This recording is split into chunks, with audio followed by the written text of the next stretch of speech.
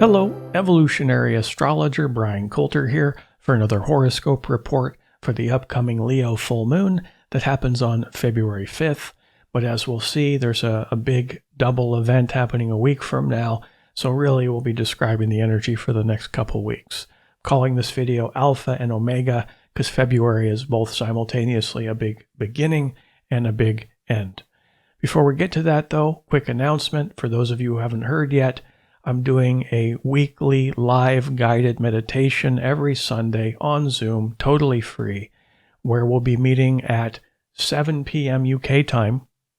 I've recently changed the time to something that's more well-suited for more time zones, basically. I was doing 4 p.m. UK the last couple weeks. Now it's shifting to 7 p.m. UK time. That's 2 p.m. Eastern and 11 a.m. Pacific Standard Time. This allows for the folks over in Australia and New Zealand to be able to make it. It's still pretty early for them, like 6 a.m. or something, but that's better than 3 a.m. So 7 p.m. UK time every Sunday. I'll put the Zoom link below in the show description. I'll probably pin it in a comment as well.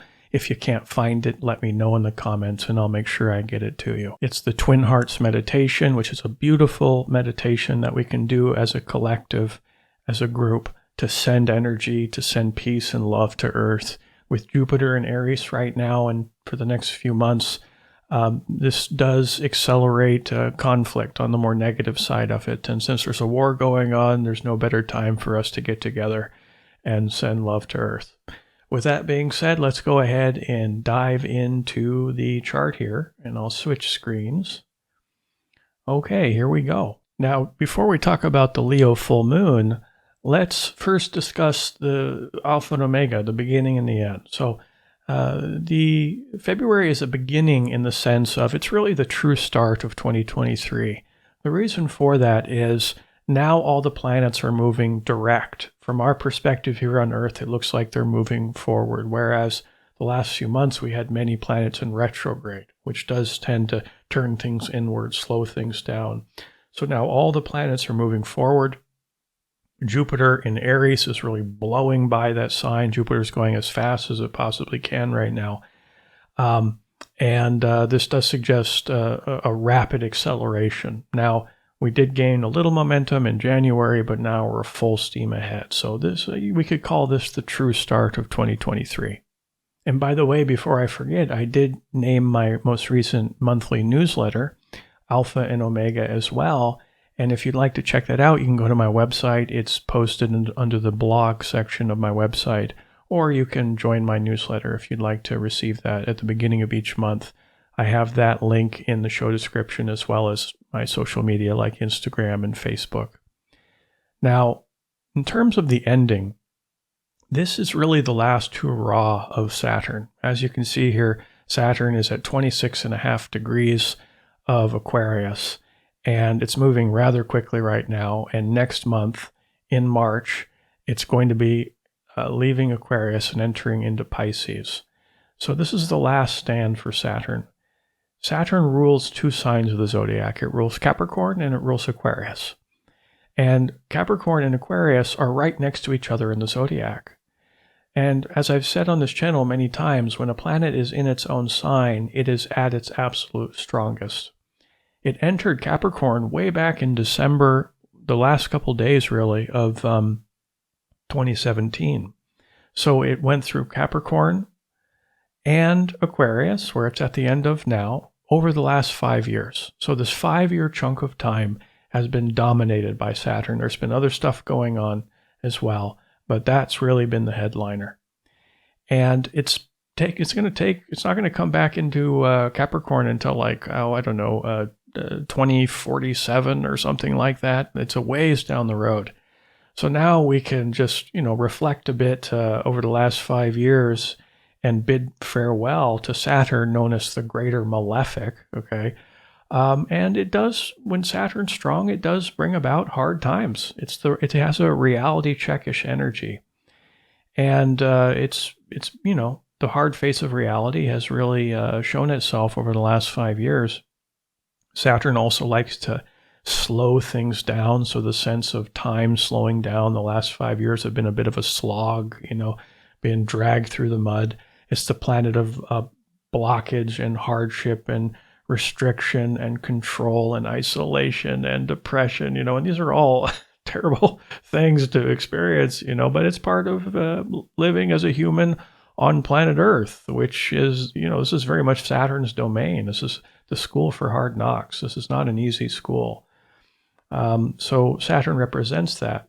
Now, no planet or energy is bad. It's all created by God, by the divine plan that we're invited to work with proactively, constructively in each of our incarnations. And sometimes life is hard, no doubt about it. So what about the positive, though? Because every front has a back.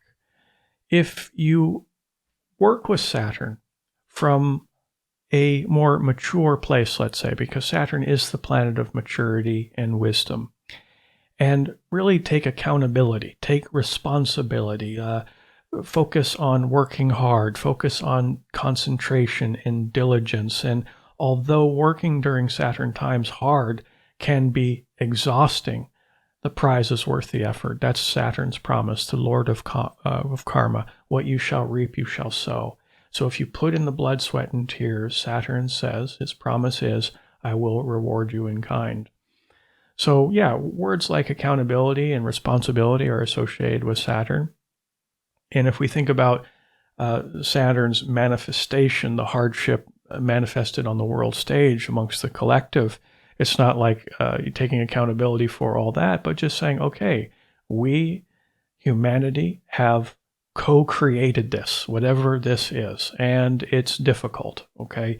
But let's work with it in the spirit of maturity and not get to this more depressed or victimhood place, and instead move forward and pull ourselves up by our bootstraps, suck it up, and keep on trucking. That's really the best way to just get through Saturn, is to just bust your butt, So it's been an exhausting 5 years for many of us. It's been some great years for some, but for many of us, it's been a rough ride. Good riddance, right? But as we reflect upon the last 5 years, we reflect on the great prize, what has Saturn taught me? Because Saturn's always trying to teach us lessons, and they're usually pretty difficult lessons. But thinking about how you've matured over the past 5 years, how the collective has matured, or maybe not, it's like, what have we learned? What are we going to do with it? What have we built? And what wisdom have I gained? Because that's the great prize of going through Saturn events, is hard-fought, hard-won wisdom. I'm very much looking forward to Saturn entering into Pisces because the energy will be much different. You could say Saturn will be weaker in a sense, although that's not exactly the right word, but it'll be much different. And this is, next month is a major new beginning as well, because Saturn enters Pisces and also Pluto enters Aquarius, and it hasn't changed signs since 2008. So next month is the start of basically a 3-year transitional phase for humanity, where we're entering into a whole new way of being, a new timeline, a new world. So the world 2026 and beyond is completely different than the world that we're in now. And this whole idea of the Aquarian age, which I think we really started to enter towards the beginning of the last century. I don't think we were quite there yet, but we started to enter it then because, we had the first flight 66 years later. We were on the moon. And now you had in the early 90s, you had the Neptune-Uranus conjunction. The internet really became big, and technology's just been taking off, which is a major indication of the Aquarian age. And when Pluto enters Aquarius, it's like, here we are. And there's, over the next 3 years, it's going to be a wild ride in terms of technology. I mean, this is the world that we're entering into, and artificial intelligence, all this. I mean, it's going to happen. Now, do we manifest this in a more evolved way, or do we go to the dark side of the force, where technology is used as another way to control? It'll probably be a mixture of both, but again, it's totally dependent upon accountability, responsibility, the choices we make as a collective. And the more people raise their consciousness, the more likely we're going to bump on this more positive timeline. Now we can reflect about the last 5 years, the wisdom gained, okay? And that's all good. But if we have too much Saturn in our lives, it can really just grind us down. And one thing that Saturn doesn't tend to be is joyous,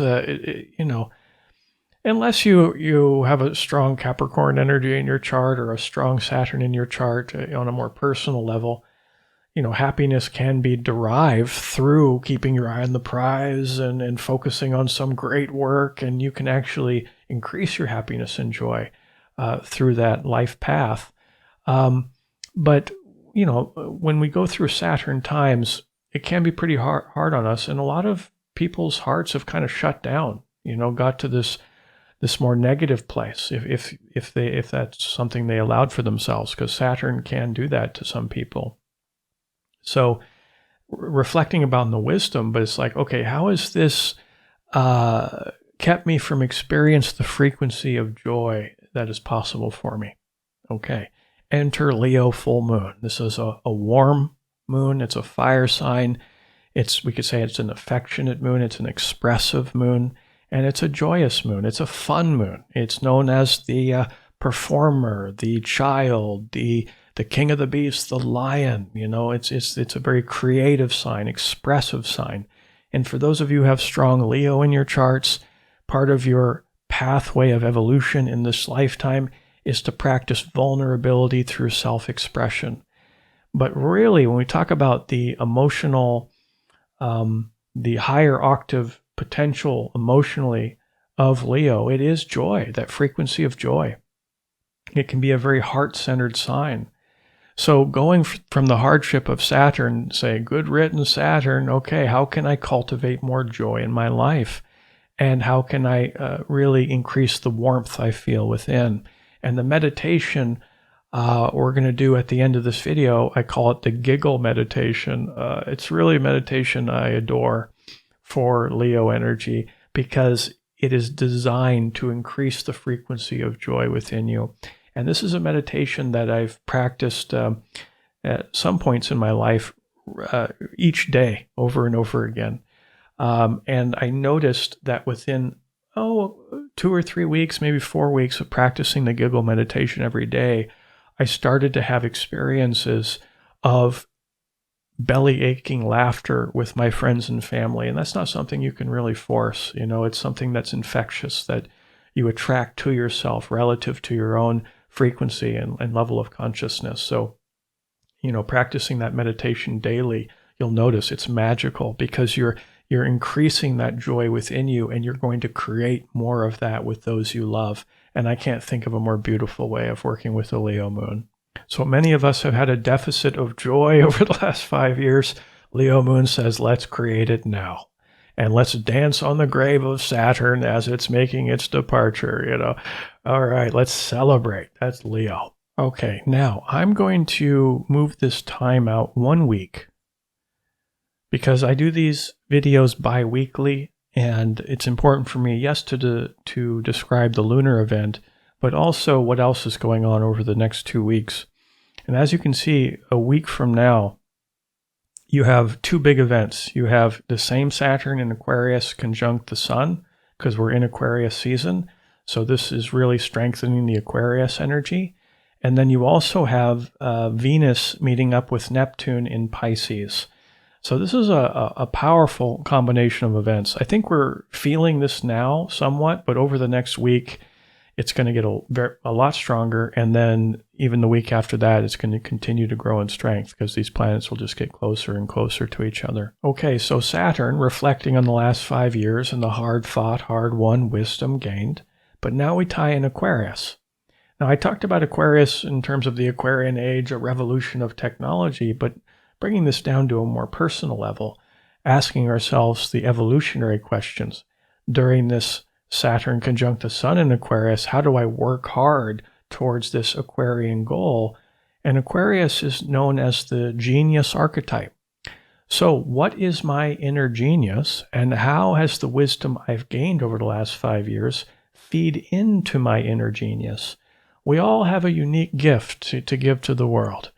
And to understand that gift more deeply, it's helpful to have a strong understanding of your own personal birth chart. Have an astrologer read your chart, and they can tell you, yes, personality traits and qualities of character, but even a deeper question is, what do I do with it? Like, what are my superpowers? What are my gifts? And what areas of life am I meant to grow through the most? Because we all have a purpose, and we all have this unique template that our soul life light is shining through out into the world. So understanding your gift on a deep level, your own inner genius, and then really thinking deeply, because this is thinking energy. Aquarius is an air sign. It's on the mental plane.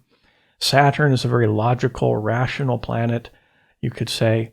And I've said this before on this channel, but whenever I see Saturn in Aquarius, one of the archetypes I think of is the scientist. So making a scientific assessment of your gifts, this is very cerebral. Even Mercury, which is of the mind, of the intelligence, Mercury loves being in air signs for obvious reasons, because air signs are on the mental plane.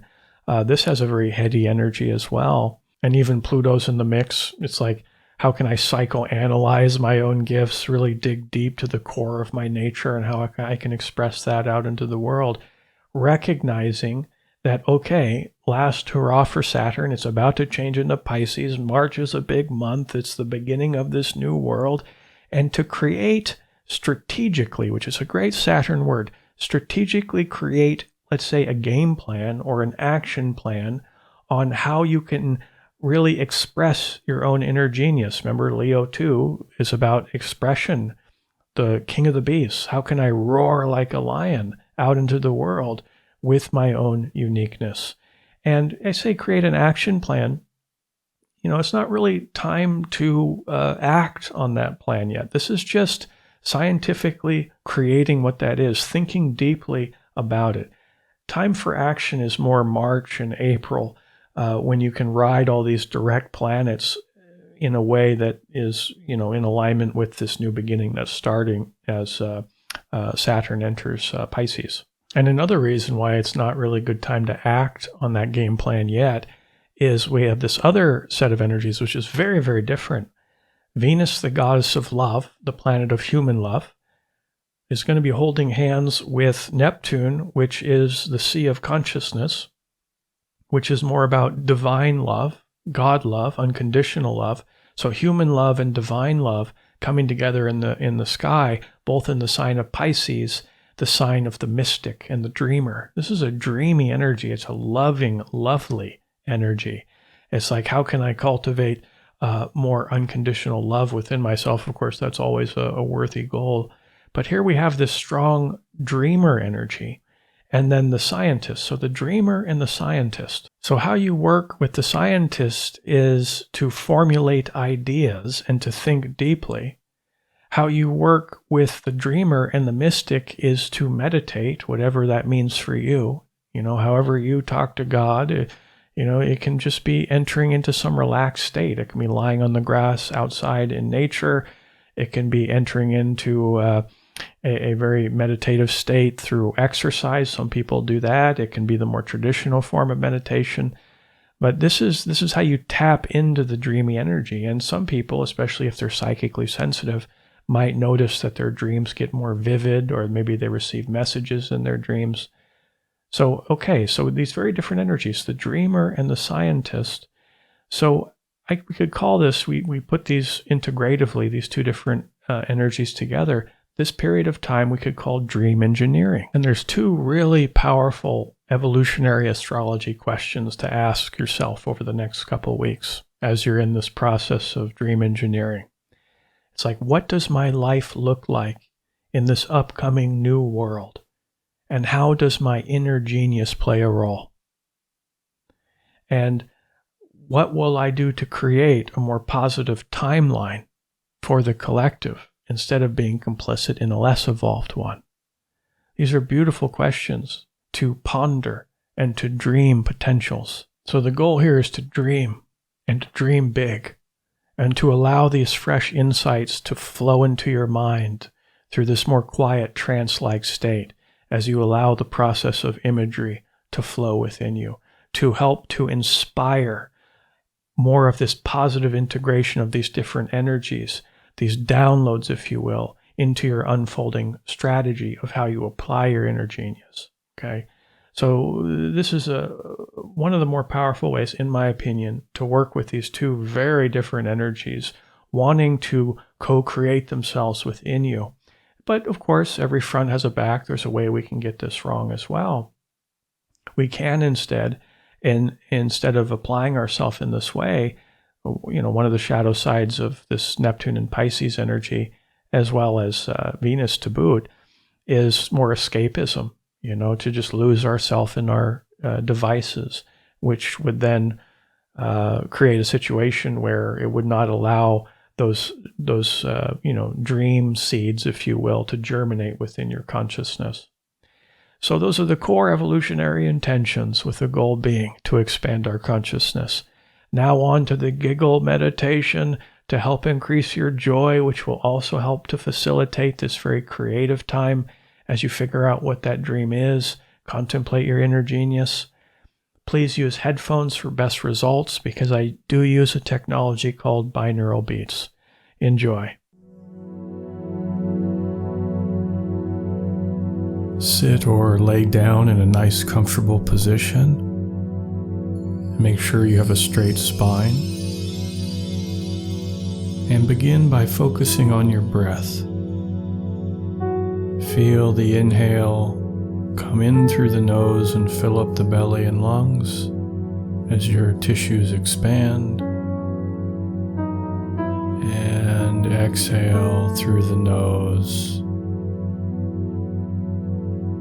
Tap into the energy of your body, the precious gift from the divine, the vehicle for our soul.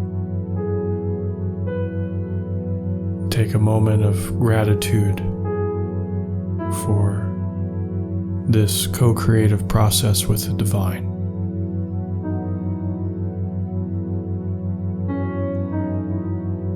Now we're going to be focusing on various areas of the body, and allow that focus to lead us into a deep meditative state.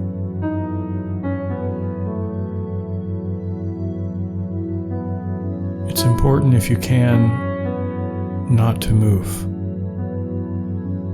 And if you feel an itch somewhere on your body, just focus all your concentration on that itch, and allow that itch to be an entry point into the meditative state. Concentration is key, and no physical movement. So begin by focusing on all of the toes of your feet, and feel like you're in your toes.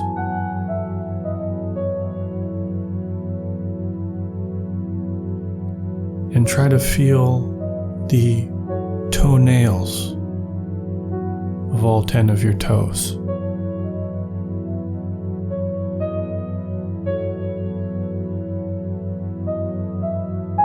And now shift your attention into the entirety of your foot, both feet.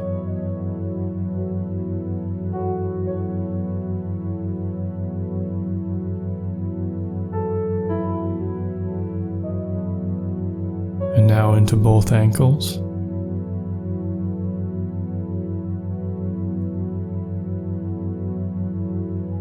Both calves.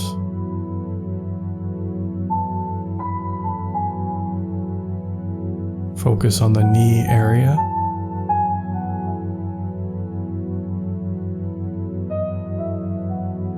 And now focus on both of the kneecaps.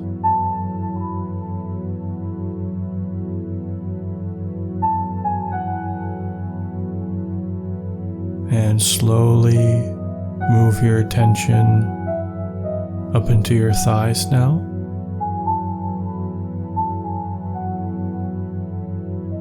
Feel that you're in your thighs.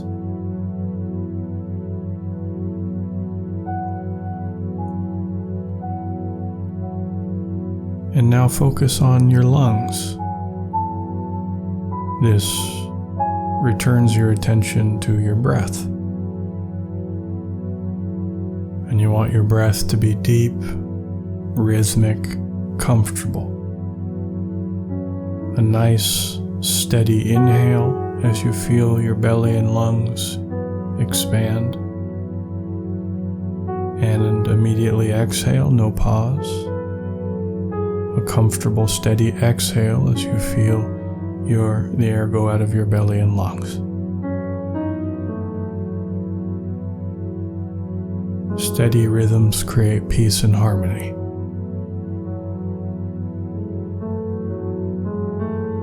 Now return your attention to your leg area, and now we'll move it up to both of the hips. Feel that you're in your hips and pelvic floor.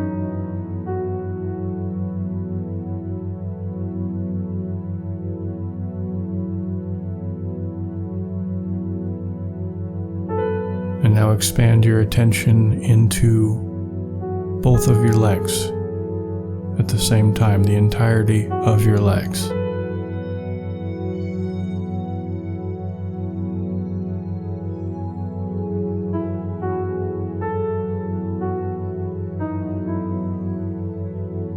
And now focus on your butt.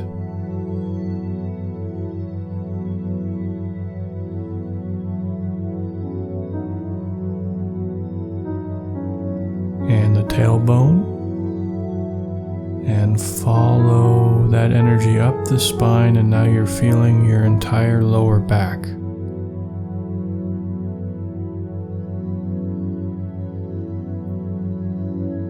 And as you focus on your lower back, you're sending energy there to soften all the tension in your lower back.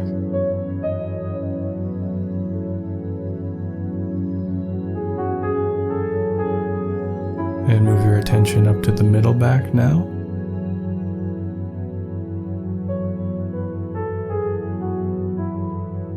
And moving further up to the spine, and now focus on the upper back and the scapula.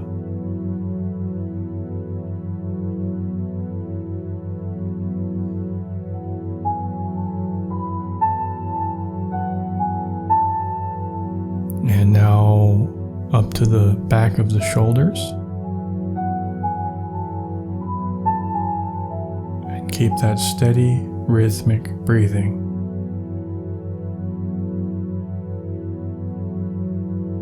And now roll over to the front of the shoulders.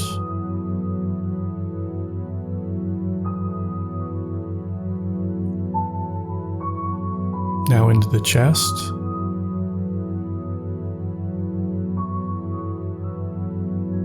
And lungs.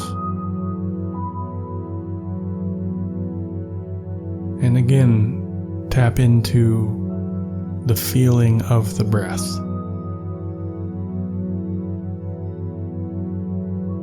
And feel the front of your chest push against the fabric of your clothes as you inhale.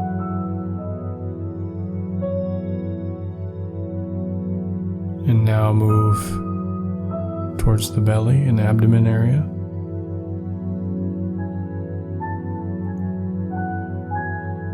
And focus directly behind your belly button, a couple inches behind your belly button. And just keep your attention point there.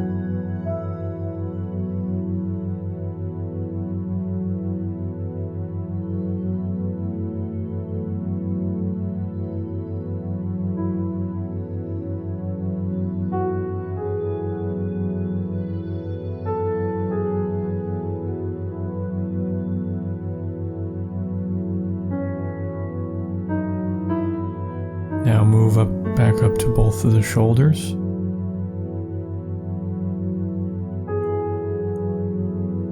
And now into the upper arms.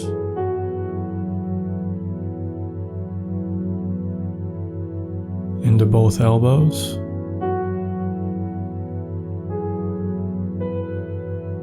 forearms, wrists, and hands.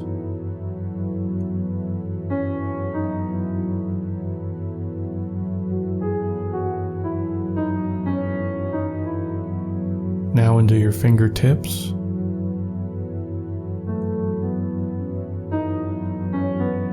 See if you can feel all of your fingernails of both hands. Focus on your fingernails.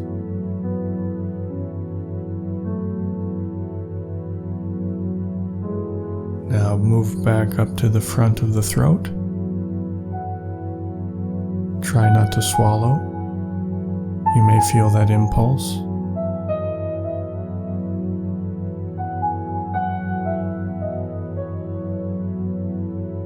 And now the back of the neck.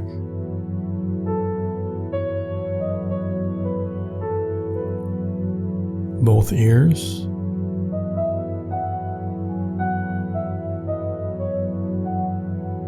The back of the head. Now up to the very top of the head, the crown chakra.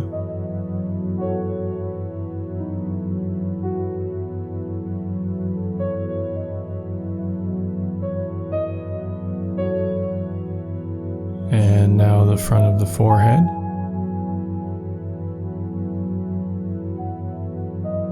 Your eyebrows, eyelashes, eyelids, and eyes.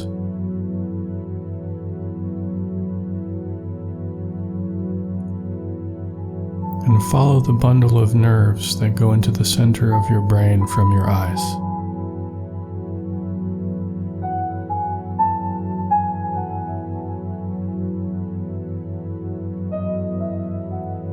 And now to the tip of the nose, upper lip, cheeks, chin, lips, and tongue.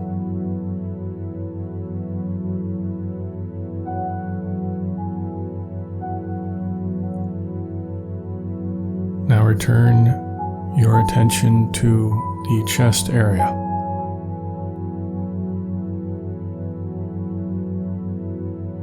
And focus not on the physical heart, but on the spiritual heart, which is directly in the center of your chest and a couple centimeters to the right. And from the spiritual heart, visualize a beautiful pink color begin to radiate from the center of your chest. And see that color grow brighter and expand into a beautiful pink sun.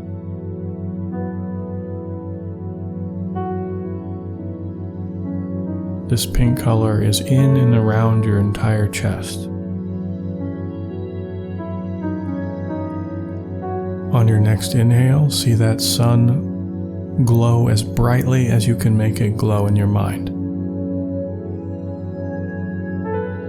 And as you exhale, the air goes out, but the energy stays in.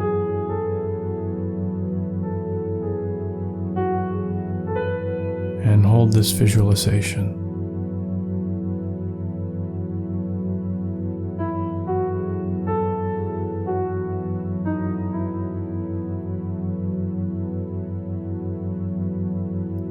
Now remember sometime in your life, doesn't matter what age, where you can remember feeling the greatest joy. And remember that experience with as much clarity and crisp visualization as you can. and relive this event in your mind.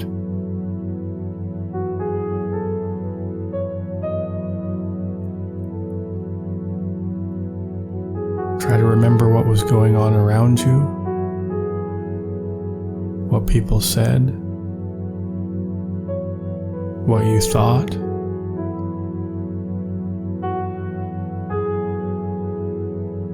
Invoke the five senses. What were you seeing, tasting, touching, smelling, hearing?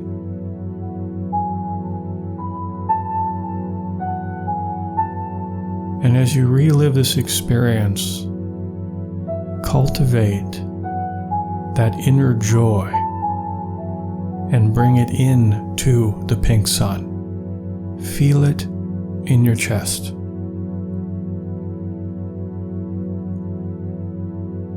You're reconnecting with this experience and with the emotion associated with it.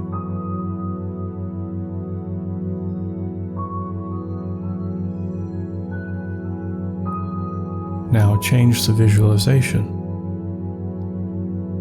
and start to visualize yourself with someone or some people who you really love and they love you. Your closest relationships. You enjoy each other's company so much, and you can feel this love for them radiating out from you as a pink color and reciprocated from them as a pink color, coming from each of your chest centers, your spiritual hearts. And visualize that something happens, whatever it is, you say something or whatever, and you both start laughing hysterically. And the giggles are infectious, and you both lose yourself in the moment of joy and connection through uncontrollable laughter. And you're rolling on the floor laughing, literally. And the sides of your gut are hurting, and you are crying tears of joy profusely. What a moment. Feel that joyous experience. And breathe it into your chest. We are mining joy with the superpower of your vivid visualization and folding that into our consciousness.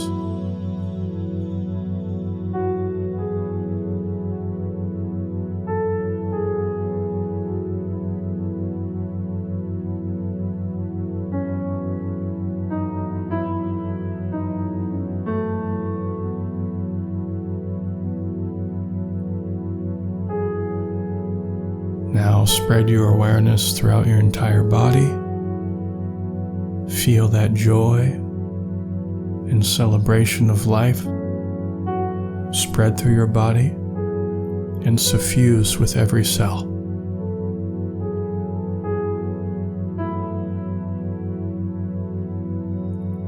And now see your body scintillating in a bright, vibrant white color.